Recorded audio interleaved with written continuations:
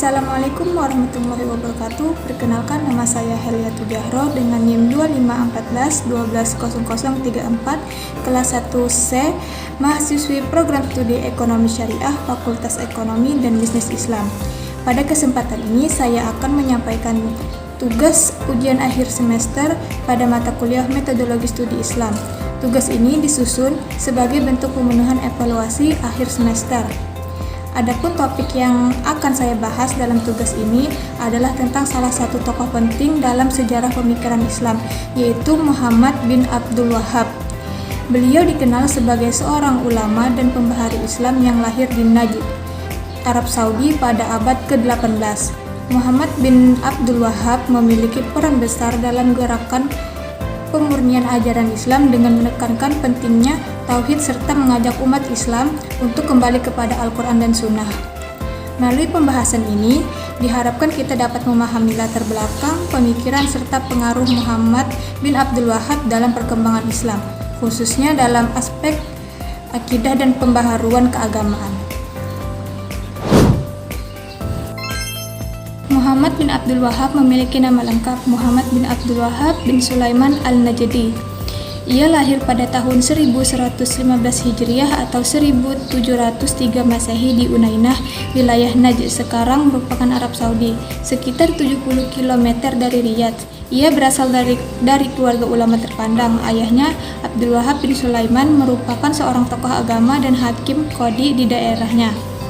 Sedangkan kakaknya juga dikenal sebagai ulama rujukan masyarakat Najd. Sejak muda, Muhammad bin Abdul Wahhab dikenal memiliki semangat besar dalam mempelajari agama Islam. Ia prihatin melihat praktik keagamaan masyarakat pada zamannya yang menurutnya telah bercampur dengan tradisi lokal dan menyimpang dari ajaran Islam murni. Hal inilah yang mendorongnya melakukan gerakan dakwah dan pembaruan Islam dengan seruan kembali kepada Al-Quran dan Sunnah. Dalam perjalanan dakwahnya, ia mengalami banyak penolakan dan konflik, bahkan dari keluarga dan penguasa setempat. Namun, puncak keberhasilan dakwahnya terjadi ketika ia bersekutu dengan Muhammad bin Saud, penguasa Dir'iyah. Kerjasama agama dan politik ini menjadi dasar berkembangnya paham Wahabi di wilayah Najd dan kemudian menyebar luas hingga menjadi pondasi ideologis Arab Saudi modern. Muhammad bin Abdul Wahhab wafat pada tahun 1206 Hijriah atau 1792 Masehi di Dir'iyah pada usia sekitar 91 tahun. Sejak kecil, Muhammad bin Abdul Wahhab telah mendapatkan pendidikan agama langsung dari ayahnya. Ia berhasil menghafal Al-Quran pada usia sekitar 10 tahun dan mempelajari fikih mazhab Hanbali secara intensif. Ia kemudian melanjutkan pengembaraan intelektualnya dengan belajar kepada sejumlah ulama di Mekah dan Madinah, di antaranya Syekh Muhammad bin Sulaiman al-Qurdi dan Syekh Muhammad Hayat al-Sindi. Selain itu, ia juga sempat melakukan perjalanan ke Basrah, meskipun tidak menetap lama di sana karena penolakan terhadap pandangan dakwahnya. Pemikirannya sangat dipengaruhi oleh karya-karya Ibnu Taimiyah dan Ibnu Qayyim al-Jauziyah, yang menjadi pondasi utama corak pemikirannya yang tekstual dan ketat dalam persoalan akidah.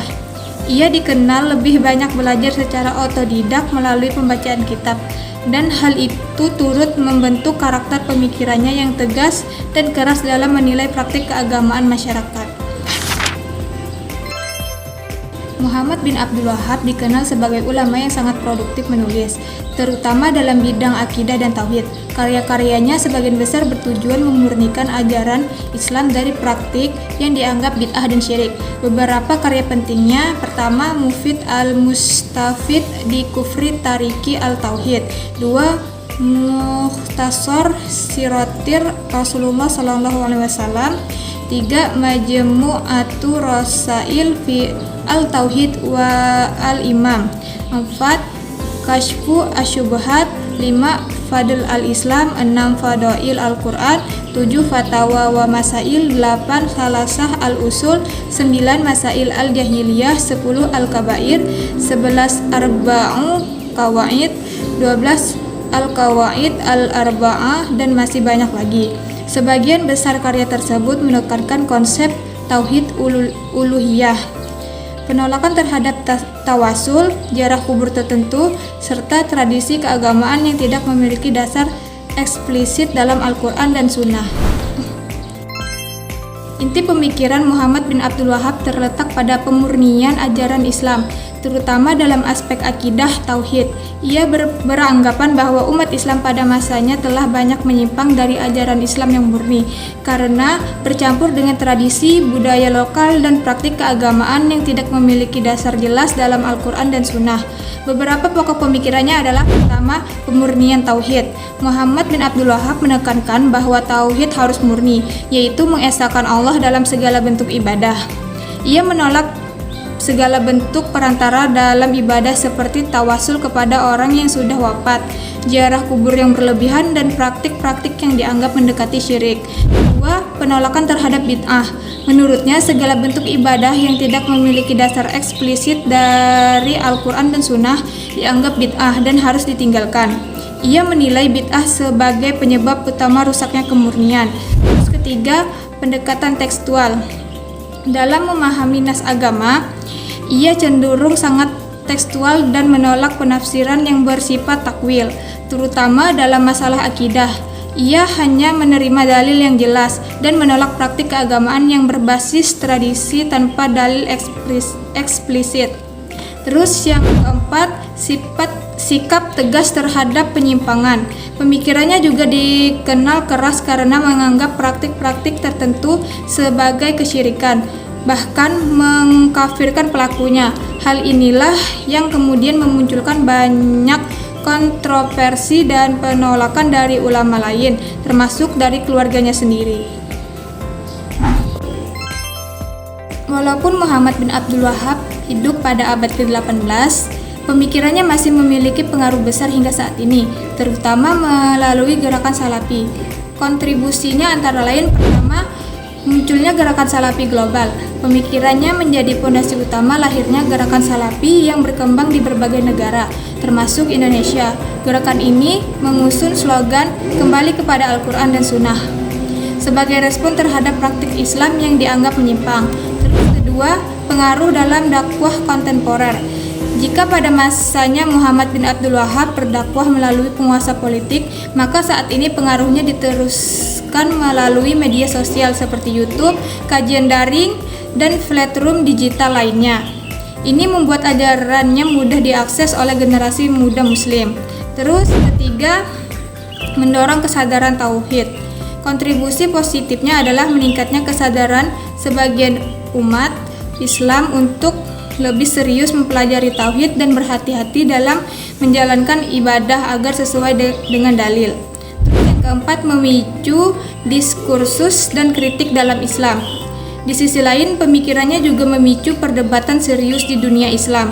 Banyak ulama menilai pendekatannya terlalu kaku, kurang menghargai perbedaan mazhab, dan berpotensi memecah belah umat. Namun, justru dari sinilah diskusi ilmiah tentang toleransi, fikih perbedaan, dan moderasi Islam semakin berkembang. Secara singkat, Muhammad bin Abdul Wahhab adalah tokoh pembaharu Islam yang sangat berpengaruh, khususnya dalam isu pemurnian akidah. Kontribusinya terasa hingga kini melalui gerakan Salafi dan pola dakwah modern. Namun pemikirannya juga menuai pro dan kontra karena pendekatannya yang tegas dan cenderung eksklusif. Hal ini menjadi pelajaran penting bagi umat Islam zaman sekarang untuk bersikap kritis, adil, dan bijak dalam memahami perbedaan pemikiran keislaman.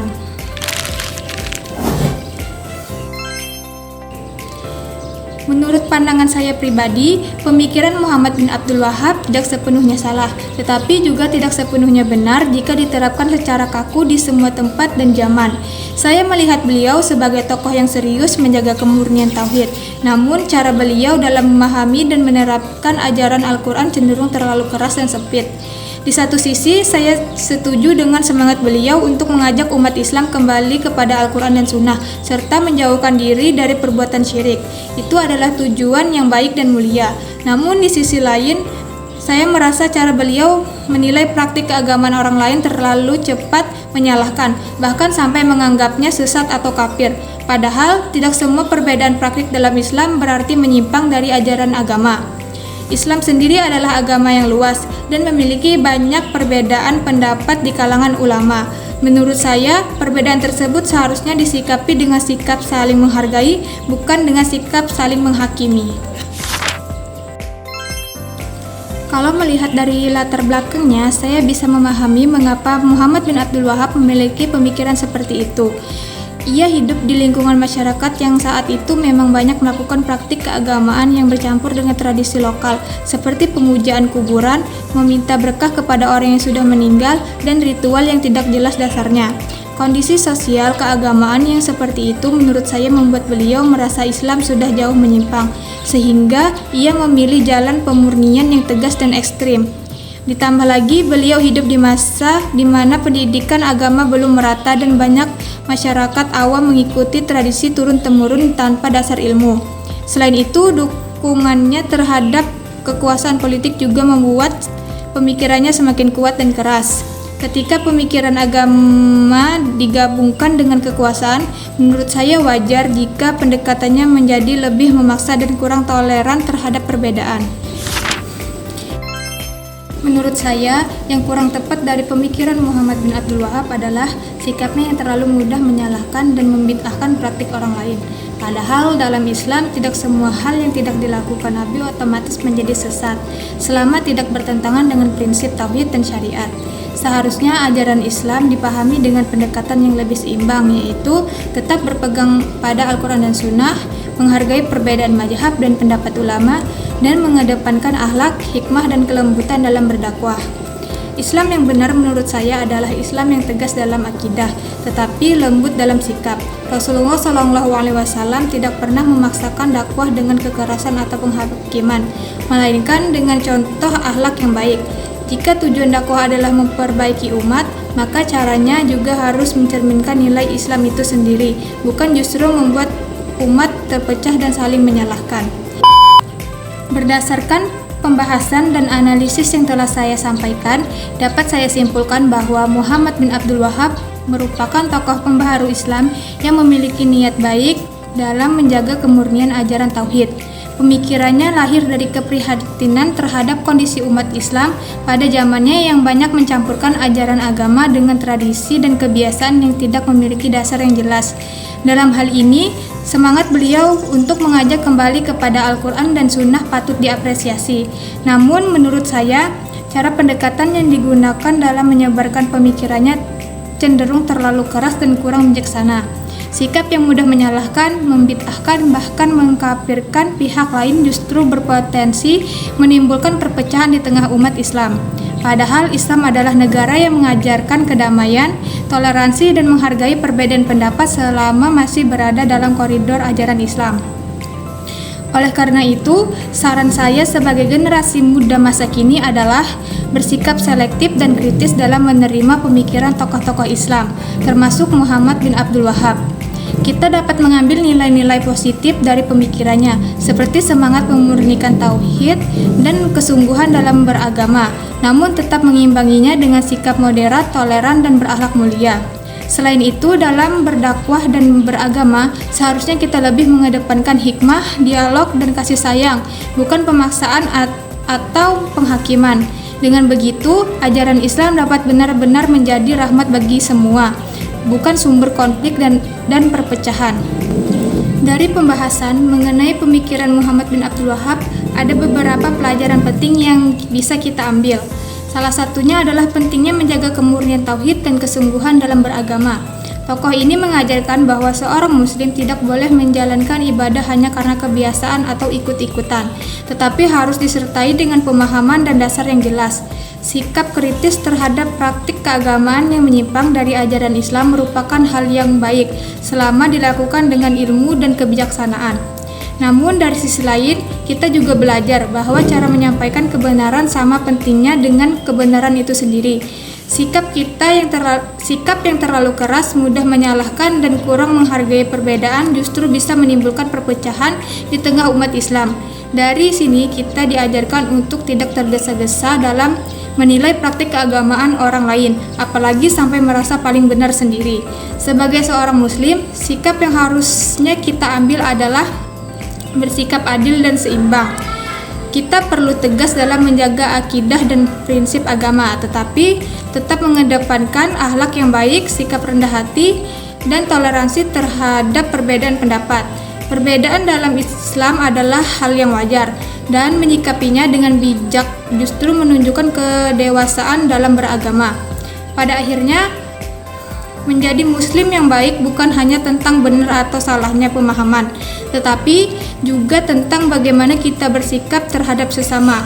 Islam mengajarkan kedamaian, kasih sayang, dan persatuan. Oleh karena itu, sudah seharusnya kita menjadikan perbedaan sebagai sarana untuk saling belajar dan memperbaiki diri, bukan sebagai alasan untuk saling menyalahkan atau memecah belah umat. Demikian pembahasan ini saya sampaikan. Semoga apa yang telah dibahas dapat menambah wawasan dan pemahaman kita tentang pentingnya bersikap seimbang dalam beragama, yaitu teguh dalam prinsip namun tetap menghargai perbedaan. Dengan sikap tersebut kita dapat menjadi muslim yang berilmu dan berakhlak baik. Demikian, Assalamualaikum warahmatullahi wabarakatuh.